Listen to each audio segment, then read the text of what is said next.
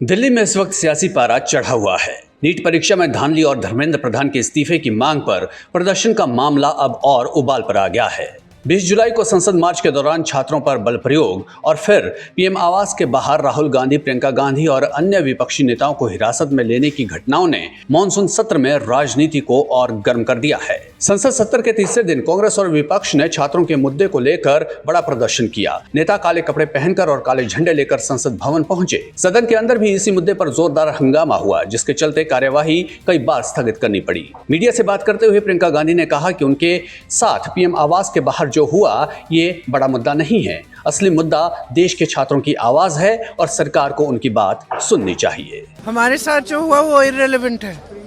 हम स्टूडेंट्स के साथ हैं और उनकी आवाज़ उठा रहे हैं। स्टूडेंट्स के साथ जो हुआ वो आप ही बताइए, सही है कि गलत है? बच्चे हैं, सारे प्रोटेस्ट कर रहे हैं, कोई ऐसे वैसे प्रोटेस्ट नहीं है। जेन्युइन इशू है, जेन्युइन प्रॉब्लम है। सारे इस देश के सारे माँ बाप जानते हैं, इस देश के सारे स्टूडेंट्स जानते हैं, इस देश के सारी टीचर्स भी जानती हैं, सब जानते हैं। तो एक जेन्युइन मामला है, जेन्युइन इशू है। उस पे स्टूडेंट सिर्फ अपना अधिकार मांग रहे हैं और कुछ नहीं मांग रहे हैं। वो सिर्फ ये कह रहे हैं हमें अपना अधिकार दो। हमें कब आप हर एग्ज़ाम को क्या पेपर लीक करा रहे हो?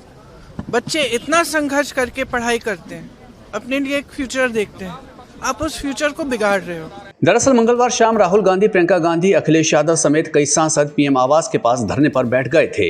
इसके बाद वहां काफी हंगामा हुआ और पुलिस ने नेताओं को वहां से हटाया। राहुल गांधी ने इस दौरान सरकार के सामने 5 प्रमुख मांगे रखी।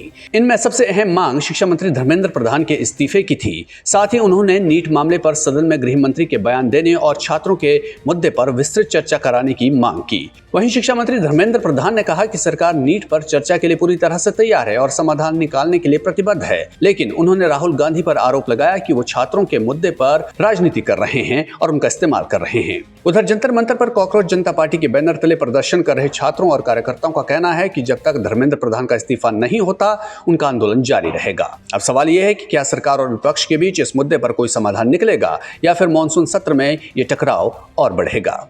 इस पूरे मसले पर आपकी क्या राय है, हमें कमेंट में जरूर बताइए। चैनल को लाइक कीजिए, सब्सक्राइब कीजिए और ऐसी तमाम खबरों के लिए देखते रहिए BSTV डिजिटल।